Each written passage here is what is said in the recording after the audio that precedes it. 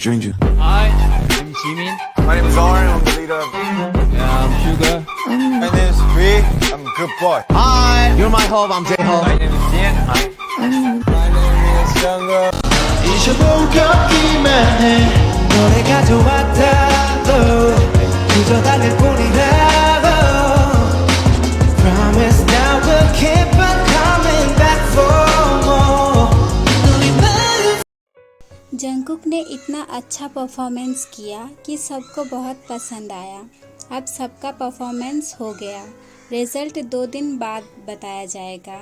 अभी जंगकुक उसी प्लेस में जो रूम दिया गया है उसमें रेस्ट करने चला गया और मिस्टर RM और मिसेस जिन अपने बेटे का परफॉर्मेंस देखकर दंग रह गए और दिल से बहुत खुश हुए। फिर दोनों घर के लिए निकल गए क्योंकि मिस्टर RM को कल ऑफिस अटेंड करना था और सुगा तो बहुत खुश है अपने दोस्त की इतनी कामयाबी देखकर, पर वो यहाँ रुक नहीं सकता क्योंकि उसे कुछ काम है घर में। तो वो जंगकुक को बोल दिया कि मैं घर जा रहा हूँ। नेक्स्ट डे जब जंगकुक नींद से उठा तो सुबह के 10 बज रहे थे। तो जंगकुक उठकर फ्रेश हो गया, फिर अपने सारे सामान लेकर घर के लिए निकल गया अपने कार में। आधे रास्ते में जंगकुक के कार के कुछ दूरी पर बहुत भीड़ जमी थी, तो जंगकुक अपना कार रोककर वहां गया देखने के लिए क्या हो रहा है। फिर भीड़ के अंदर के बीच जब गया जंगकुक तो देखा वहां पर एक बूढ़ा आदमी सेंसलेस होकर पड़ा है। ये देखकर जंगकुक तुरंत उस इंसान के पास गया और उन्हें उठाने लगा और आसपास के लोगों को कहा, प्लीज़ मुझे हेल्प कीजिए इन्हें मेरे कार तक ले जाने में। तो उन लोगों में से 2 लड़कों ने जंगकुक की हेल्प कर दी। फिर जंगकुक ने उस आदमी को अपने कार के बैक सीट में लेटा दिया सेफली। फिर जल्दी से कार में उठकर कार ड्राइव करने लगा। अभी जंगकुक को बहुत गुस्सा आ रहा है कि सब लोग खड़े होकर देख रहे थे, किसी ने हॉस्पिटल ले जाने की कोशिश नहीं किया। फिर जंगकुक हॉस्पिटल के सामने कार रोक दिया, फिर अंदर जाकर वार्ड बॉय को बोला कि एक पेशेंट है। फिर दोनों मिलकर उस ओल्ड मैन को डॉक्टर के पास ले गए। अभी ओल्ड मैन का ट्रीटमेंट चल रहा है और जंगकुक बाहर बेंच में बैठा है। तभी डॉक्टर जंगकुक के पास आए और बोले उन्हें ब्लड की ज़रूरत है और उनका ब्लड ग्रुप A पॉजिटिव है। तो जंगकुक तुरंत बोला मेरा ब्लड ग्रुप भी A पॉजिटिव है, आप मेरा ब्लड उन्हें चढ़ा दीजिए। तो डॉक्टर बोले ओके। फिर जंगकुक उस ओल्ड मैन के पेट के पास वाले बेड पे लेट गया और फिर मेरा 2 बॉटल ब्लड उन्हें चढ़ाया गया। अभी मुझे बहुत ज़्यादा वीक फील हो रहा है और सर भी घूम रहा है, इसलिए मैंने सुगा को कॉल करके बोला, सुगा जल्दी हॉस्पिटल में आ जाओ। तो सुगा बोला क्यों, क्या हुआ, तू ठीक तो है ना, तुझे कुछ हुआ है क्या? तो जंगकुक बोला देख सुगा तू यहाँ जल्दी से आ जा, फिर मैं तुझे सब बताऊँगा। फिर मैंने कॉल काट दिया और दूसरे तरफ सुगा भी जल्दी से कार लेकर निकल गया। 30 मिनट बाद सुगा दौड़ते हुए हॉस्पिटल के अंदर आया।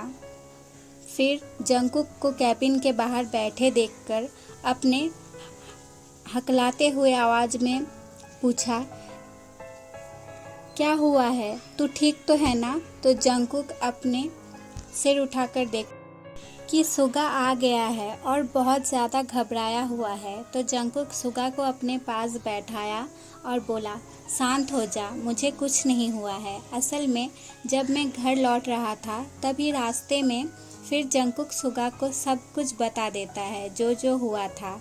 फिर सुगा बोलता है ओ मैं तो डर गया था कि कहीं तुझे तो कुछ नहीं हुआ है। फिर जंगकुक बोला और अब मैं थक गया हूँ, मुझे रेस्ट की ज़रूरत है, तो मैं घर जा रहा हूँ। तू बस उस ओल्ड मैन के घर में इन्फॉर्म कर दो और जब तक वो नहीं आ जाते हैं तब तक यहाँ उनके पास रहना। तो सुगा बोला ओके, पर उस इंसान के घर वालों का कोई इन्फॉर्मेशन?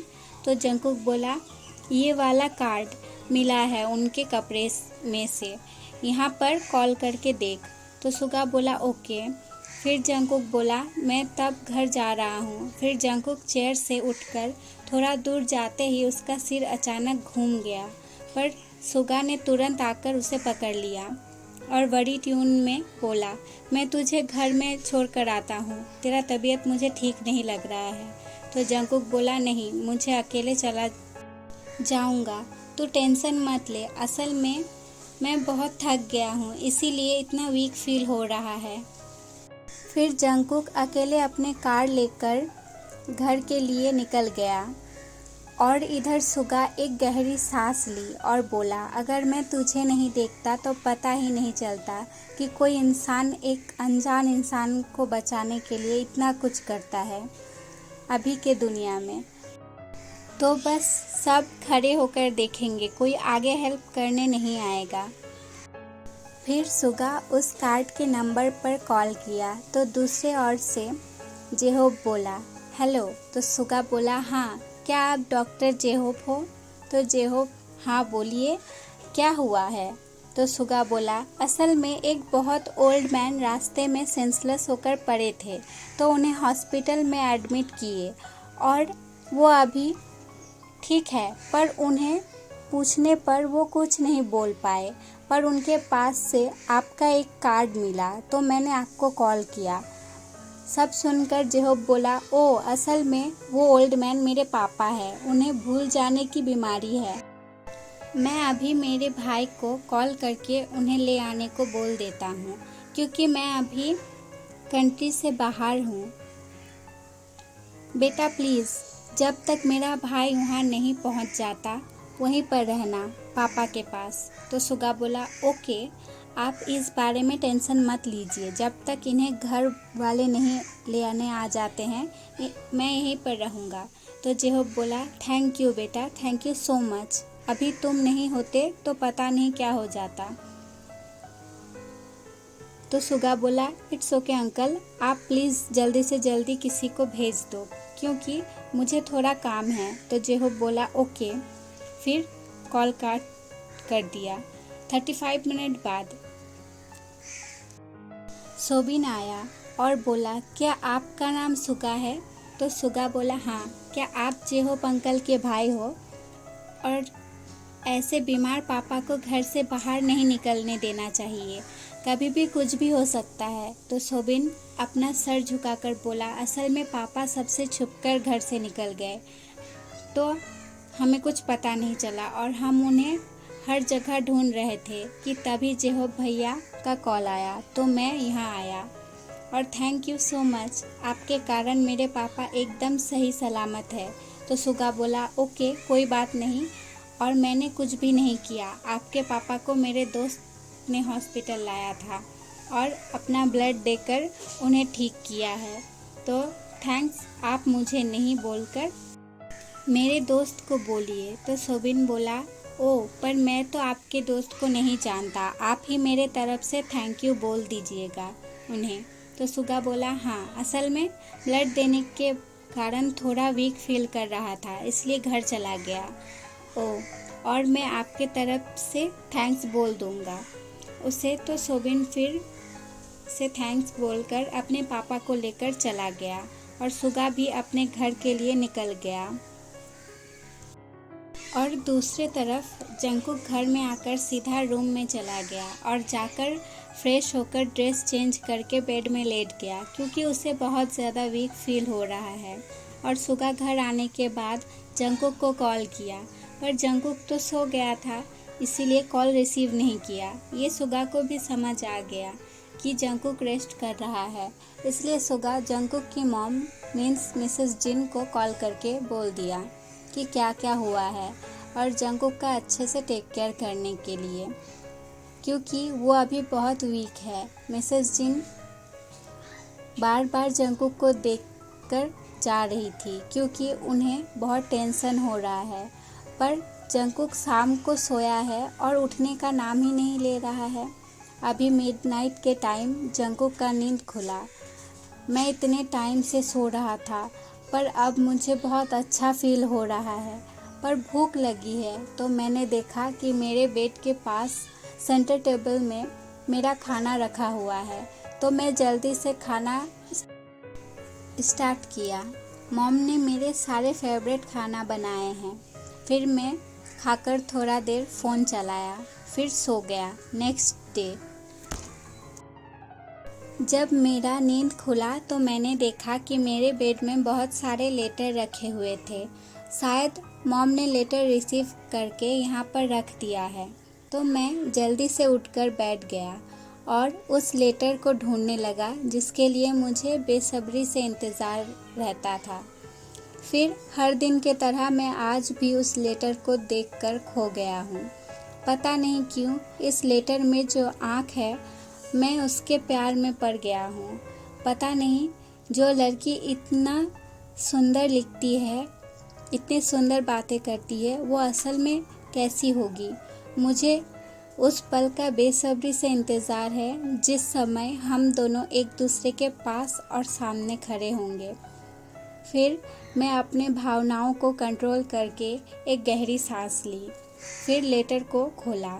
उसमें लिखा है, sorry and thank you so much. अब तुम सोचोगे कि ये सब क्या बोल रही है। तो सॉरी इसलिए कि तुम्हें मेरी वजह से तकलीफ़ हो रही है, और थैंक्स इसीलिए क्योंकि अनजाने में तुमने मेरे एक बहुत करीबी इंसान को बचाया है। हाँ, कल जिस बूढ़े आदमी को तुमने बचाया था वो मेरे दादाजी हैं। अब तुम सोचोगे कि तब तो तुम मुझे ढूंढ लोगे, पर नहीं। जब तक तुम अपना करियर बना नहीं लेते हो तब तक मैं तुम्हारे सामने नहीं आने वाली। और एक बात तो सुना ही होगा तुमने कि सब्र का फल मीठा होता है, तो सब्र करो। और रहा बात दर्द का, तो प्यार में दर्द का एक ऐसा अहम भूमिका है जो कि तुम्हें पता है। तो तुम मेरे पीछे टाइम वेस्ट ना करके अपने ऊपर फोकस करो, क्योंकि तुम जितना जल्दी अपने सपनों को पूरा करोगे मैं उतना जल्दी तुम्हें मिलूंगी। और मुझे तुम पर पूरा विश्वास है कि ये कंपटीशन तुम्हें जीतोगे। अंत में आँखों की बातें। ये लेटर पढ़ के मेरे अंदर मानो एक पॉजिटिव एनर्जी आ गया कि मुझे कुछ भी करके अपने सपनों को पूरा करना है, क्योंकि अब ये मेरे प्यार का भी सपना है। ऐसे ही 2 दिन बीत गया। अभी जंगकुक और सुगा दोनों कॉलेज कैंपस में बैठे हैं, पढ़ाई कर रहे हैं। तभी जंगकुक के पास एक ईमेल आया। तो जंगकुक फ़ोन ओपन करके देखा तो उसके आंखों में आंसू आ गए। ये देखकर सुगा वरीली बोला, जंगकुक क्या हुआ है, तू ठीक तो है ना। तो जंगकुक आकर सुगा को टाइटली हग कर लिया और बोला, सुगा मैं जीत गया। सुगा अभी मेरे मोबाइल में ईमेल आया है कि उस ऑडिशन में मुझे सेलेक्ट किया गया है। तो सुगा हग बैक करके बोला, वाह जंगकुक कांग्रेचुलेशन, मुझे पता था कि तू ही जीतेगा।